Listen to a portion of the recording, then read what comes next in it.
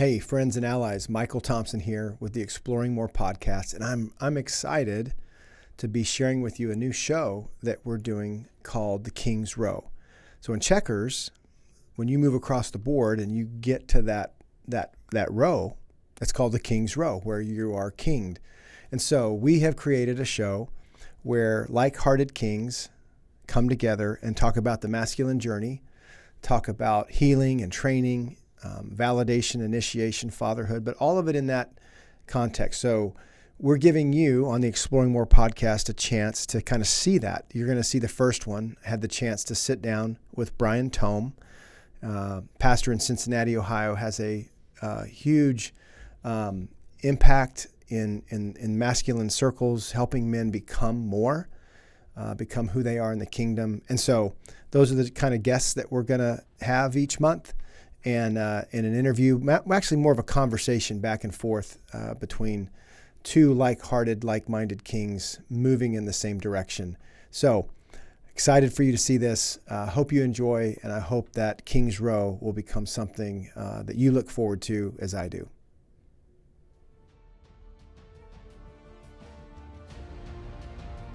Welcome to the King's Row, a space created for the weighty conversations between seasoned kingdom men exploring the significance and challenges of the masculine journey. A video podcast exploring the question, if men are a big part of the problem in the world, what would it look like if men could be a significant part of the solution? So in the hopes of inspiring men to be good kings, loving and leading in a wounding world, we rally to the proverb 25:2 that says, "It is the glory of God to conceal a matter, and the glory of kings to search it out." Here we go. Welcome to the King's Row, a space created for weighty conversations between seasoned kingdom men. I'm excited about our time today with Brian Tome, a kingdom man, exploring the significance and challenges of the masculine journey. And Brian is a veteran of this exploration, written books, a man's pastor to a man church, if I could say that. Is that all right to say that, Brian? It's fine by me. The lady folk might get upset about that, but that's fine. Yeah.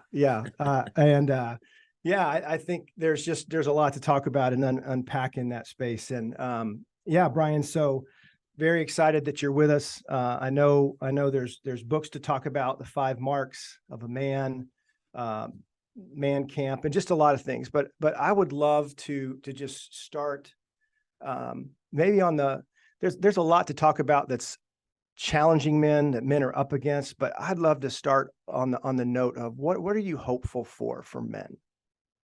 Well, I'm hopeful for men is that they come to know that there is a heavenly Father who loves them and approves of them. This was the best word Jesus ever had. The greatest day in his life, I'm convinced, was not when he raised somebody from the dead. It wasn't when he mesmerized hundreds or thousands in a Sermon on the Mount or a Sermon on the Plain. It wasn't when he did other miracles. I think it was when he heard his Father say, "You're my son and you make me happy."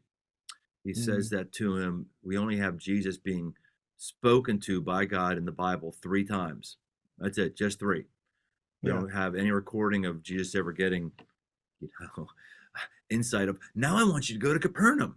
Now I want you to, God doesn't tell him what to do. He tells him who he is. And I think this is the cry of a man's heart, which what I want for men. I want men to come to understand that they have a heavenly Father and that we make him happy.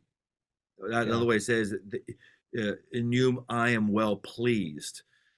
Sorry for the little sermon here, Michael, but I find that many of our church baggage, it doesn't fit to understand the Bible. So our church baggage or our bad theological teaching we've had would say, well, in you I'm well pleased. It's like God is telling Jesus, because you've been obedient, you please me. Because you've done great things, you please me. Jesus has really done no great things. That happens. That word happens first time when he's baptized, and he hasn't had any miracles. He hasn't had any public teachings, at least none are recorded. And God's saying, no, just you as a person, you make me happy. And when a man thinks that his performance is what God approves of instead of the performance of Jesus, and that God actually is in a good mood. When a man feels like he's under the constant pass fail of God, it wrecks him. We eventually give up. We can't take it. Yeah, it's a great point, Brian. And as a pastor, this is interesting to me because my story, my experience was Sunday after Sunday, Wednesday, going to church, growing up. And man, I got it when I was young. There's a chest poke on Sunday mornings. You're going to get one. Every service ended with the altar call, and the service tended to feel like, I don't know if it was the intention, this is how it landed, was something's wrong with me. You cannot get it right. And so I accepted Jesus about 200 times. Right. You know, communion that was a whole other category of, are you worthy, you know, to take the sacraments? And so there's the church piece that you alluded to, and that is doing a number on men who go to church. And you know, I've talked to Catholic friends, I've talked to Baptist friends, whatever your passport says, man, you know, Catholics aren't the only one that have it coming on thick and strong. The Baptist background, lots of that stuff, it adds to, and then you start in a and I've heard you talk about this on some other shows. You talk about the constructs, right? The systems that men are exposed to, school, bringing up boys, you know, grades. I mean, there are so many conditional things that speak to your worth, your value. And we just get, you know, landblasted with that kind of growing up. And you get applauded when you make A's, you get sent to the corner when you make something else. So if you could just speak a little bit about, share a little bit of your thought on the systems that are contributing. I mean, I love the hope for men. Yes, that they have a good father. I want to revisit that, but let's go back in. Let's just stay in this space of what men are up against. Let's at least affirm the grain of truth that's in the system we're talking about. God does have standards, and he does still smite. You know, every once in a while, he does. So we got to at least play. We got to play truth here and just say he's not the perpetual flower child. There is an intensity to him. Okay, I said that. Okay, now, or but, or and.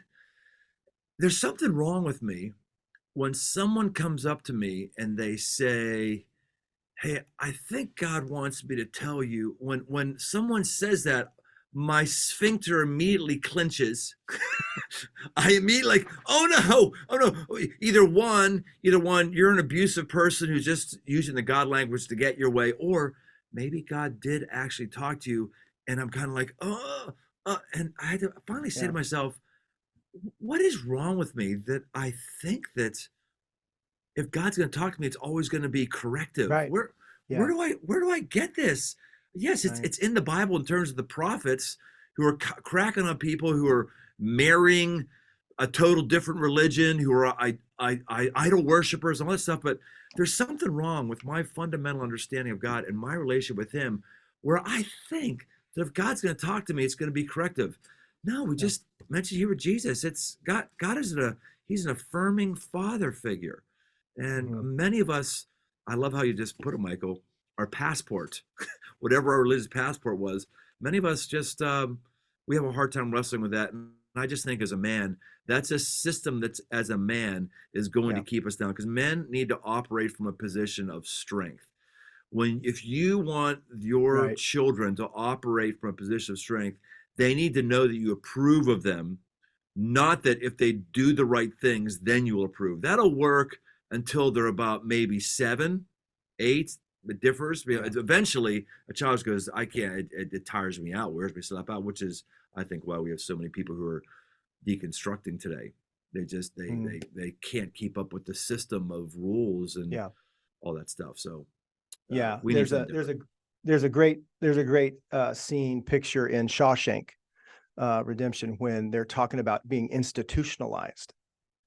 You know, their friend is paroled and he can't make it out there because he's been in this prison, in this space. The Matrix talks about, red pill, blue pill, this prison for your mind. So Yes. I think you do a phenomenal job of addressing over what I've heard and seen and read that, we're up against a lot. There is a kingdom that opposes us. Let's just get that truth out on the table. Right. I love what you said too about God's love. Let's agree God's love is unconditional, but he has conditions on trusting you. He has conditions on things. There's tons of scriptures that make it very clear. If you're faithful with a little, you're going to be given more. So there's things that God does want to do for his sons, for his boys, in the development process, in the growing process of validating, initiating back to Jesus. And men coming out of that system, that matrix, that institutionalized, the invitation that you're giving, that we at Zoweh, our team, the invitation that itch that you feel there's got to be something more, right? There it is. I mean, those are the men that want to come to man camp. Those are the men that are looking for that book. And I like what you said about our books. We see the same thing. Women are the predominant purchasers, right? Of these Christian books, and especially books for men. Our greatest sales of King Me and Heart of a Warrior is Christmas, and it's women buying them for their men. Right. Speak to that some more, because that's just it's kind of funny, but it's not really funny. But I know it's true. really not. It's Michael. I think there's so many different angles to look at this and dissect it. Let's just start here. This is the basic. This is data. This is my opinion. This is data. Christianity appeals to women in America more than men. 70% of the average church is made up of women who actually attends. I think it's more than that, but those are the statistics I see repeatedly. 70%. And actually, a high percentage of the men who are there, of the 30%, are there only because their wife said to be there. So when we look at this, one way to look is crack on men, like, wow, what is wrong with men? What is wrong? Okay, well, before we crack on men here, let's understand that it could be that the system is perfectly designed what it's getting. If you have an organization, you have a business that is doing well or doing poorly, it's a result of your systems. Your systems are perfectly designed to give you what you're getting right now. The church systems are designed for women. And when I said earlier, when we started talking, I said, you said it's a man's church, something like that. I said, careful, don't say that, because the lady folk might disagree. What I mean by that is, women, because they're so used to having everything the church revolve around them, and they don't know that, by the way. It's like it's like a fish doesn't recognize what water is. They don't know that. But the way we talk, the way we give asks, our small groups, our small group systems, the kind of music that we have. Jesus, what a beautiful name it is! What a beautiful name is the name of Jesus. I love that song. I worship that song. Guys don't think about names being beautiful. Powerful is in that song, but they don't think that. So the whole system is set up for women, and therefore men don't feel like they have a place. It's not that Christianity isn't attractive to men, because the history of Christianity shows that we've laid our lives down. It's not even that religion isn't attractive to men. The most faithful adherents in Islam are men, because it's a hardcore thing, and guys are looking to be raised up, and we don't know how to do that in our churches. So when it comes to the Christian book publishing industry, long circuitous way to where you are. If you want to make money, do not write books for men. Do not, because men don't read books generally, and they certainly don't read the kind of books that the Christian publishing industry produces. So you're right. We found the same thing here.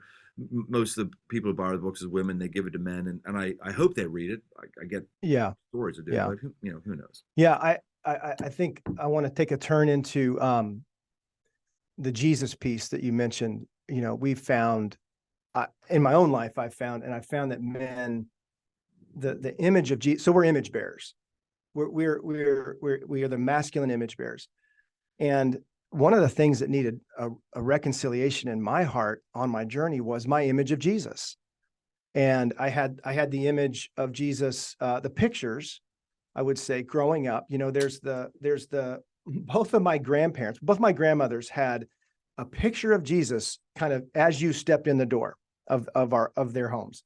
And it was the Jesus portrait, and he's kind of looking up, long hair, locks. And it's just this kind of solemn, somber Jesus. And I didn't want to be that growing up. That wasn't a poster that would have made my wall. Yeah. That wasn't heroic in any way, shape, or form. So one of the things that you write about that I think is really critical is what is your image of Jesus? If you're an image bearer becoming through sanctification more and more like him, and you don't like him, that's a problem. It is a problem. But if there's a strength and courage and passion and the things that you say, do motivate men, and that can be associated with Jesus, I think it's one of the great moves of The Chosen. Yeah. Who doesn't want to hang out with that Jesus? That is right. He seems pretty cool. That is right. And he has a strength, and he has a ability to handle himself in very difficult spaces. So maybe you could just speak a little bit to the invitation to become more. That does have a way of encouraging men. They know something's missing, and this lack of validation and initiation through fatherhood and all that. I want to get to that definitely in the second part of our time, but just even having Jesus in the Father, you talked about having him right. Could you just speak a little bit about the image bearing and Jesus piece? Well, first of all, Michael, I am humbled by how much of my stuff you've read or looked at. I'm like, damn, this guy actually, he does his homework. Well, the guys here, they told me, man, you've stolen a lot of Tome stuff, and I'm like, wait a minute, who wrote which book first? So I think we're in a pickleball. I hate to even say the word, but we're in a volley there. But yeah, I love that. Yes, it's in a shared space, and it's discovered.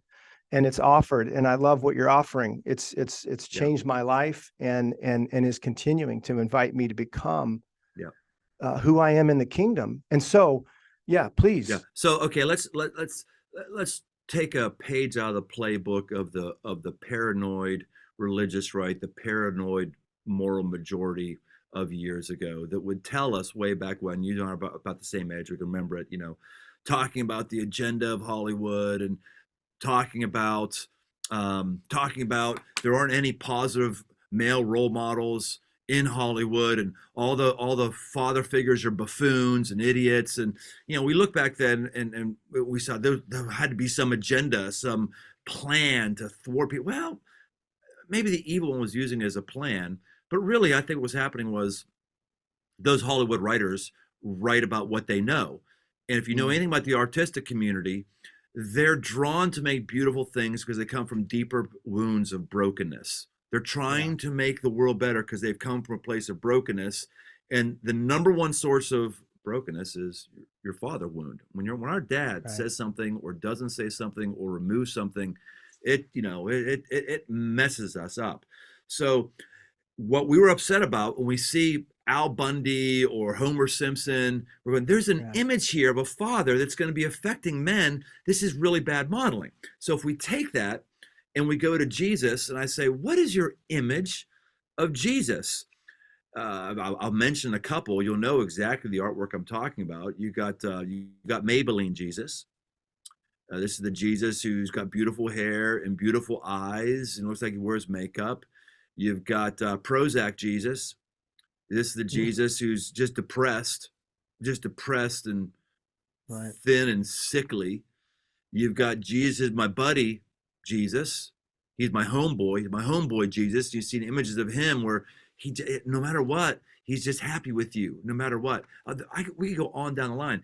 Very few of us have ever seen an artistic depiction of Jesus where he said, I'd follow that guy. I think you're right. Chosen's one. I think I'd follow that guy. I think Jim Caviezel in the most depressing movie ever made and accurate movie ever made, Passion of Christ, I think he had it pretty well. But if you look at for the most part, these Jesus figures, they're not images that a guy relates to. They're not Aspires images to. that, right. Yeah. I just interviewed Inspires yesterday. and aspires. Mm-hmm. Yes. I just listened yesterday, or had a podcast yesterday, one of the favorite podcasts I've ever done, where I interviewed the creator, screenwriter of Braveheart. Oh my gosh. Yeah. Blue. Randall Wallace? Are you talking about Randall Wallace? Yeah. Have you talked with him? Oh yeah. Awesome. Holy cow. Incredible. Dag. You know, that guy's deep water. Yeah. Oh, no question he is. And he told the story about how he created the whole movie, and he got Mel Gibson. You know, a guy looks at Mel Gibson. There's a single guy that doesn't look at Mel Gibson in Braveheart and not say, I want that. Yeah. For whatever reason, we don't look at that when we see Jesus. And that's in the New Testament, by the way. You see him being very curt and intense with religious people. They say to him, they say, well, at least we know who our father is. They're poking at him. They're saying, you're a bastard. Yeah, the virgin birth thing. Yeah. I don't think so. And he goes, I know who your daddy is. It's the devil. I mean, he's straight. Yeah, they're so whacked. They gotta reach for that one, right? One of the times I was over in Israel taking a tour, I had a woman giving the tour, and she was a Jew, not a Christian. She was a Jew, and we went to the place where it's a couple levels beneath the street where Jesus was likely beaten and tried and that kind of stuff. And she said, Jesus was a rigorous man. And Jesus was a rigorous man. You see, this is a guy who back in his time would have just been wearing sandals that were unsupportive, walking miles and miles and miles every day. He was in construction. He would have had thick calluses on his hands, and he comes and he's beaten, and he can take only what a rigorous man could take. And I'm going, oh my gosh, I've got to come to Israel to hear this from a non-believing Jewish woman. Right. Why can I not hear this with a pastor in America that looks like me? Because we're feminized. I felt the exclamation point on that last word, and it's so subtle, right? It's the frog in the kettle idea. You know, it's happened over decades, and the usurping of that masculine role back to Jesus. Phillip Yancey wrote a book called The Jesus I Never Knew. And in that book, this was a line that just impacted me deeply. He said, "You don't crucify Mr. Rogers or Captain Kangaroo." That's a good line. That was in that book? Yes. Take notes on you. And he goes on to talk about he was a rebel. He's a rebel. He was a troublemaker. He was taking a system, right? Here we are back at systems, Brian, that we talked about. And he is turning it on its head, pissing off those who are in charge of that system, and at the same time instituting this system of again, the most powerful and strong ingredient to Christianity, which is love. Yeah. Not the Hallmark card kind, the kind that I will die for you. Right. I love you so much. This is love. And you so lay down your life. Your for life. Your brother. Yeah. Yes. And so Braveheart, back to Braveheart and Randall Wallace, I remember the day that I've seen that multiple times. We use it in our conferences. We are written about it. For crying out loud, the first book, Heart of a Warrior, it's beloved son, right? It's the sword, you cannot become a warrior until you've become the beloved son, because the enemy will kick your ass. Yep. If you don't know who you are, identity, if you don't receive that from the Father. So back to Wallace, I remember the day it dawned on me, it was about a decade ago, like, holy crap, this is a movie about fathers and sons. Mm-hmm. Four fathers and son pairs. I wasn't very, art is amazing in that it hits you in ways that you don't even know, right? You're emotionally hit, but you don't know why. And the reason that is whenever there's the transcendent kingdom that's communicated through art, even if it's coming through an atheistic director and writer, they're just still writing of transcendent kingdom values, right? That's what hits us. Amen. It's And so good. in that movie, I remember just being like, one of the times I was most wrecked in that movie was when Mel Gibson's he's a little boy. Yeah. His parents die. Yeah, his dad's killed by Longshanks. Yes. Yep. And the actor who, I believe, if I'm not mistaken, it's the actor who's in Succession, who's the he plays Uncle Argyle. Yes. He's the one who rides in on a white horse. Yes, Yep. go. Yeah, comes in, one eye, he's got all the accoutrements of manhood, and he adopts him. He just said, "Come on, me, boy." And I seriously, I don't want to go with you. I don't want to go with you, but you didn't want your dad to die either.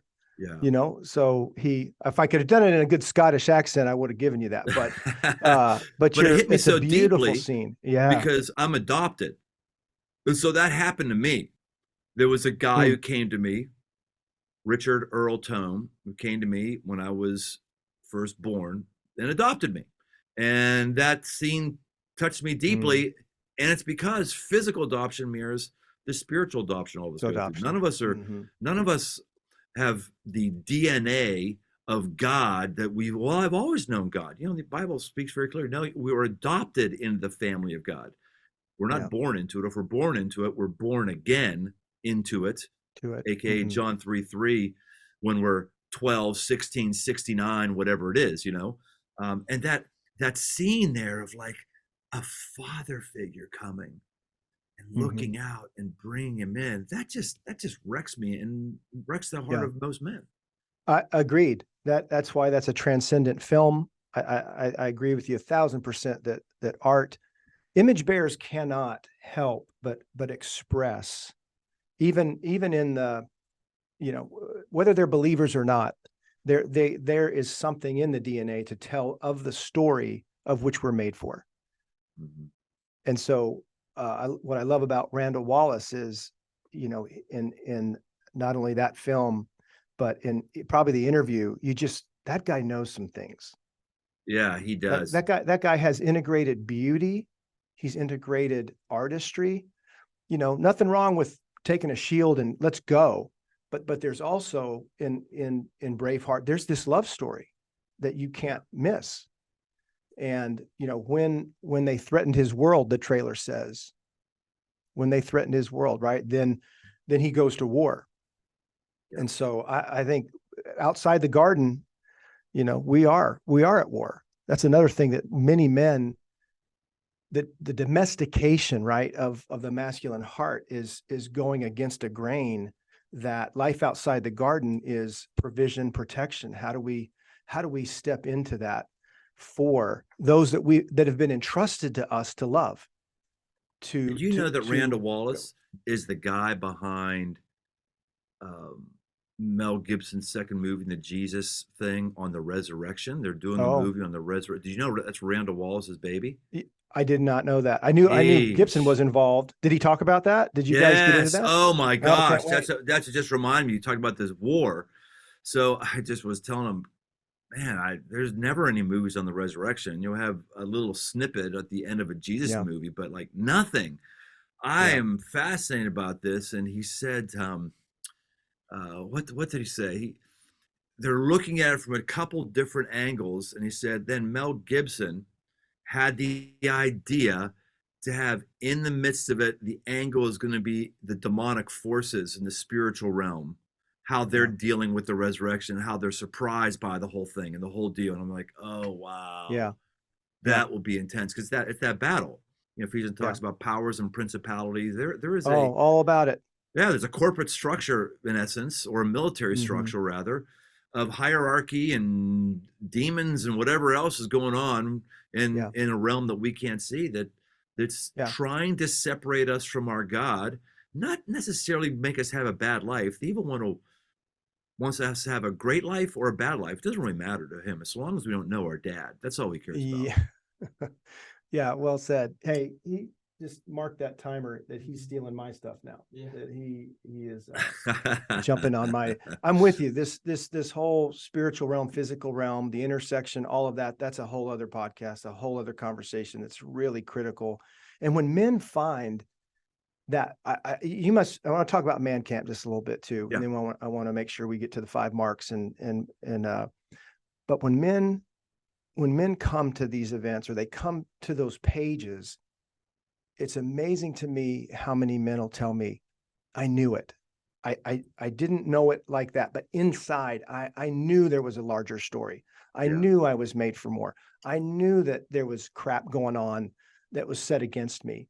Yeah. And they get a little pissed, actually, sometimes at the church, Brian, for not going there, for not theologically presenting what some estimate is 20 to 25% of every epistle is about warfare. Really? Talking about power and authority and warfare. Take a look at it. It's fascinating when you talk about Ephesians. It's in Philippians, it's in Colossians, it's in Thessalonians. This whole idea of there's opposition, there's adversary. Fascinating. I'm taking notes on you. I'm looking down, I'm taking notes because I'm speaking at Man Camp like tomorrow. I know. I wish we could send this out, and blessings on that, bro. We'll talk about that in a minute. But I think that when you start to expose how much of the New Testament is written about power and authority, go to Matthew 28. We use it as an evangelistic Great Commission, but honestly, Jesus says, and now all power and authority has been given to me. Well, what's the question? Where the heck has it been? First Adam, second Adam. He goes, this is Randall Wallace. This is Mel Gibson. If they're going to depict, right, the resurrection with him descending and getting the keys, yes, and recovery of life, and then giving it to us. I love this whole idea of Jesus is going to cut keys again. He's cutting keys. He's going to give you all authority in heaven and earth has been given to me. And what's he do with it? And I give it to you. He's going to give us power and authority to go do, to go be, to go offer, and to make disciples. We're going to need it. We're going to need keys. We're going to need power and authority. Yeah. So just as a when you get with all your free time and you can look around at all that power and authority and the warfare that's in. I mean, how many sermon series do you know that 25% of them take a time out and park it right there about, hey, now let's talk about the warfare associated with this. Yeah, let's talk about the hierarchy that God created with principalities and strongholds and generational sin and all that stuff that men, we're up against that, and if you don't know the power and authority that you've been given as a son of God, you won't wield it. Yeah. And most men don't. So that's why belovedness is first. You have to be the beloved son. And let's talk about 5 marks, because I think you've hit on, we've talked about the father wound a little bit. We've talked about the significance of what you're inviting men into as a culture. Yeah. And at Crossroads, good for you, man, that there's a church that men can be invited to be men, even if it's a secret handshake, bro. Even if it's, hey, at least once a year, thousands of us are going to go camping together and be encouraged and be equipped and be invited and maybe even make a new friend. That's the kind of environments that are going to make differences in this next Reformation, which I believe you're a huge part of, bro. This Reformation that's coming, it has to happen within the Christian spaces, not revival. I love revival, but Reformation, where the message is discovered again by this generation. You and I both were old enough to know Promise Keepers, right? They made a dent. They made a dent in it, right? They struck a chord. They struck a chord in men. Why? Yeah, that's why people cried all the time. They went there. So I call it Promise Weepers. But yeah, men were crying like they'd never cried before. Yeah. Well, because it's striking a nerve. Right.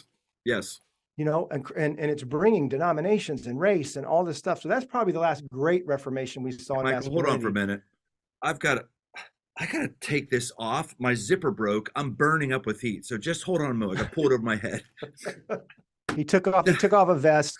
Hair's still in place. That's awesome. A lot of hair gel. The fleece on the back of that Patagonia jacket is just like, I just had like a waffle iron in the back of my neck.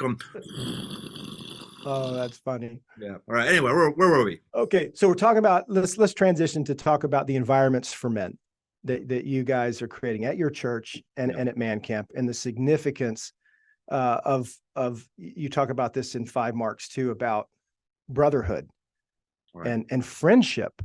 You know, if you're inviting men to be servants of God, that's not a bad thing. I think that, but I wouldn't lead with that. I would invite them into a fraternity of men, a brotherhood of men, relationships with men who, hey, we can go do stuff together. We can make a difference together. So just talk a little bit about the environments that you're creating and why brotherhood is so important. Well, you got a couple deep questions there, because I go down the rabbit hole. Let me inverse them. I'm taking notes on you. Let's talk about the brotherhood first, and I'll talk about the environment. I believe the greatest spiritual discipline that I would like to impart to the average man is the spiritual discipline of how to make and develop friendships. I think that's the most important spiritual discipline for a man. The Bible is obviously important. Read it every day. Prayer, always important. Jesus gives a sermon on prayer, models prayer. He doesn't really talk that much about reading the Bible because Bibles weren't printed for the average person to read until 1600. So big on the Bible. But if you look at where Jesus, what he really modeled and what he actually taught, there's a lot of talk about friendship. I no longer call you servants because servant doesn't know his master's business, but I call you friends because everything I've heard from the Father I've made known to you. He has 12 friends or disciples that he spends all of his time with. He's got 3 inside of those that are more intimate with him, Peter, James, and John, that he takes away. And I mean, the friendship is a big deal. So I think a church, when we talk about things like, what's our music like? I think it's important. I mean, a lot of the musical choices of our worship leaders are very syrupy love song kind of stuff towards Jesus, which a measure of those is okay, but not the preponderance of those. I think it's important to look at those things, but your church has to figure out what is that we can do to increase the hit rate of connecting guys with guys. What will increase the likelihood that a man will find another man and develop a friendship where they're supporting each other? This whole thing in our culture of, I've heard guys say this. I say, well, I'm more of a lone ranger. And I always say, oh, you mean you're weak and you die early? What does that mean? Because that's what a lone wolf is in the real world. You need a pack to bring down an elk. And so if you're by yourself as a wolf, you're going to be malnourished and you're going to die earlier. Men are dying faster than women are. 4x the suicide rate is men over women. Men's lifespan is decreasing. Women's are increasing. Ours is decreasing. There's a bunch of reasons for this. One of them, I believe, is because we've never been more lonely as men than we were before. So that brotherhood piece is huge. You can't be saying, how do we get men into small groups? If you mean by that, how do we get men to go to a living room and sit in a circle with a book on their lap and talk about it? We already established the fact that most men don't read books. So you think that the way but that's the feminine way of thinking. Let's just get guys together, talk about a book. Now, I read books. I like to talk about books. I'm also in the minority. First, we have to do is say, how do we get guys to know each other? And guys tend to get to know each other when they're doing something together. So we have Man Camp that helps us to allow guys to get to know each other. Of course, there's, we have people from Brazil. I just found this out this morning. I go out today to our property. We got 4 dudes coming from Brazil. Only one of them speaks English. The other speak Brazilian, which is Portuguese. Something like Portuguese. Right? I don't know how the hell you find out about Man Camp in Brazil, first of all, let alone the balls it takes you to cross a continent or cross national lines to go to an event where you're not even understanding the language. That's like, it's beyond. I think what's happening for guys like that, though, they see the social media and stuff and go, ooh, there's stuff there I could do. So a strategic choice that we make at Man Camp, which is for men, we have a prayer tent, uh, which is pretty much charismatic Pentecostal prayer. That'll really freak some people out. I would have freaked me out, say 25 years ago. It doesn't anymore, but it's really intense Yeah. prayer. Like demons have been cast out, like literal physical Yeah. healings. There you go. Crazy Do stuff, a little right? battle. Do a little battle. Right. Swing some authority in those spaces. 100% right. And then right beside it is our beer truck. We'll go through this weekend 80 kegs of beer. So what's really cool, and it's intentional, is put them beside each other. At the beginning of the weekend, the lines will be the longest at the beer truck. And by the beer truck, I mean, it's a trailer that has 8 taps on both sides. You kind of serve yourself. It's just light beer. We're not doing craft beer. If you serve like 7% alcohol beer, it'd be shit face camp. It wouldn't be man camp. Guys just be rolling all over the place, right? So at the beginning of the weekend, the lines are longer at the beer. But what happens is, right beside them is this prayer tent, and they're going, what is there? Maybe I ought to go over there. And then by the end of the weekend, the lines are in the prayer tent. You can't get in the prayer tent. But that's an experience that we create. And guys are standing. Actually, we thought about, should we get like more beer kegs, more trucks, so the lines aren't as long? We realized, no, we want guys standing beside each other in line. Yeah. They don't have their phones. They might actually, Michael, talk to another man they've never talked to. It might actually increase the hit rate of friendships. So these are strategic decisions that we're trying to make to get guys in a new place. They might meet a Brazilian, for crying out loud. Come on. Right.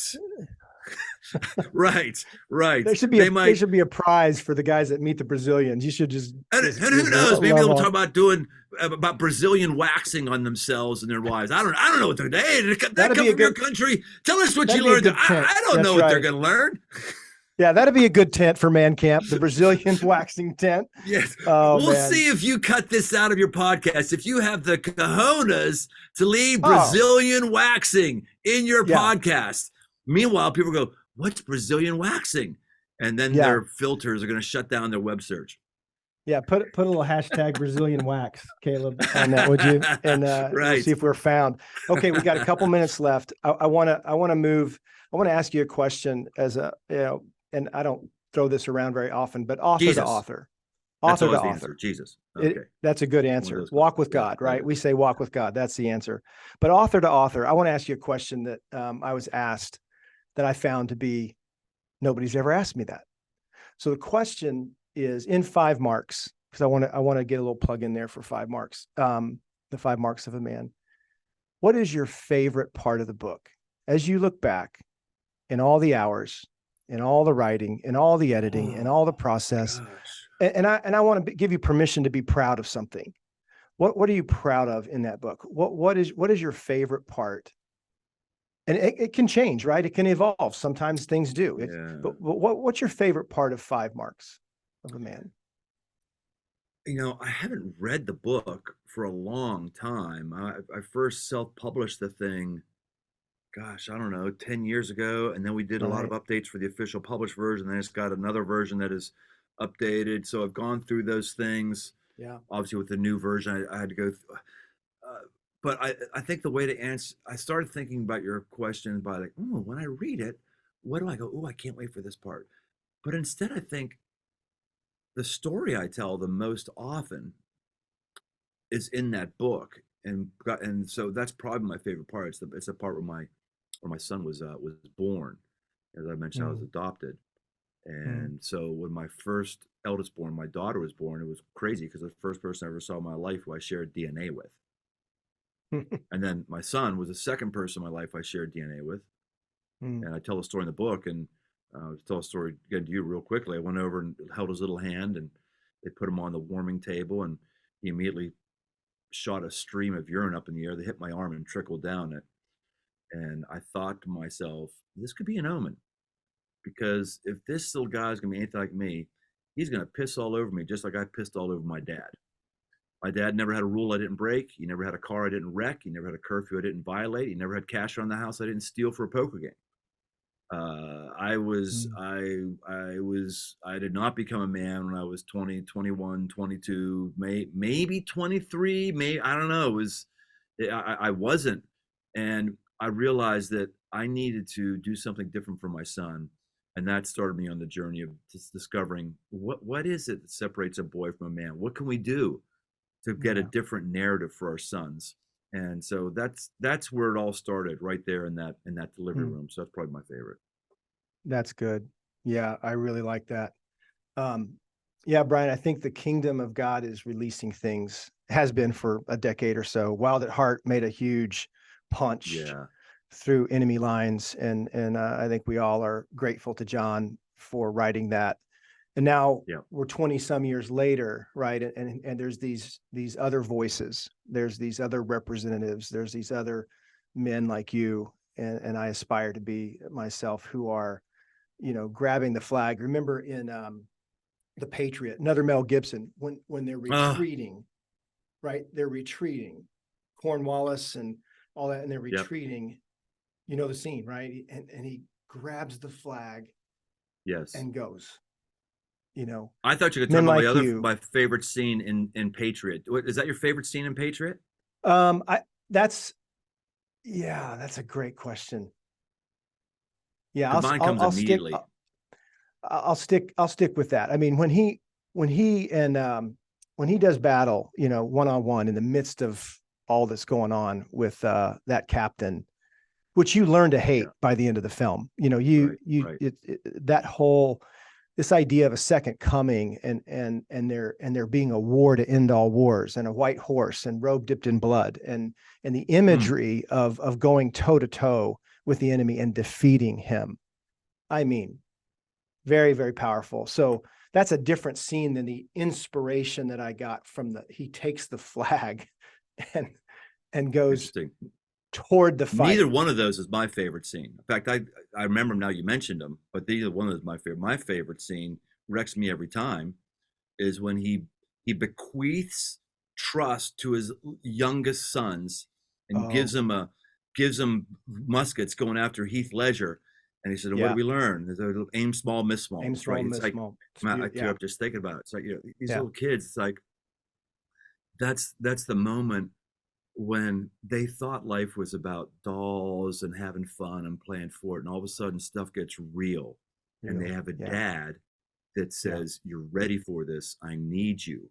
And then yeah. they see this guy who they assumed was just a pansy and he was a pacifist Pat, and he right. didn't and they see him hack guys and they see him covered in blood. They're like, "Oh my gosh, there's a side to Mm-hmm. my dad I did not know." Mm. I think that's some of the best 5 minutes in maybe even filmmaking history for me. Yeah, yeah, yeah. That's good. I agree. Well, bro, I know we need to land this thing. I just want to thank you for who you are in the kingdom, stepping into those shoes. I always remember growing up, you always got shoes a size or two too big. That thing at Sears never really was accurate. You came out of there with shoes a little big. Our Right. armor's a little too big, and that's the way it should be, Brian. You're growing into your armor, you're growing into your shoes, you're Oh, bringing thank you. men with you, and I'm very, very grateful for the place that you have on the front lines. This King's Row is that whole idea. This conversation is about kingdom men fighting for the hearts of other men, masculine journey. And when you get to the end of that row, when you get across the board and you navigate there and you become a good king, you become a king, right? All the Yeah. stuff that's happened to you prior to that in the masculine journey will be on display. And I love the word restoration. I know that you're about that, whether it's a Jeep or it's men's hearts, right? You are seeing what you're doing, what you can do to see men restored to who they are in the kingdom. And you Yeah. cannot lead men to where you've not been. You cannot. You can't lead them to where you haven't been personally in your own healing journey. So well done to you, to Crossroads, to the man camp, to Five Marks. Stay in there, man. Hang in there, bud. We need men like you on the front lines. And I'm grateful you take some time today with me. Michael, you're a deep well. Thank you for giving me stuff that I didn't know about and taking notes on you today.